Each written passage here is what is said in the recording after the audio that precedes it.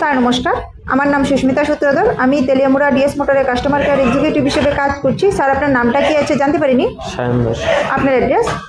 শান্তিনগর, দুর্গাপুর। বর্তমানে যে হিরোর বাইকটি চালাইতেছেন মডেল কি আছে স্যার? লেমার এক্স, কোন জায়গা থেকে কিনছেন?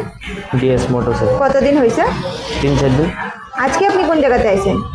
ডিএস মোটরের শোরুম কিসের জন্য আইছেন? সার্ভিসিং।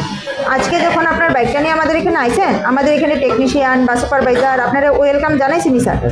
যে কাজের জন্য বাইকটা নিয়ে আইসলেন কাজটা হয়েছিনি?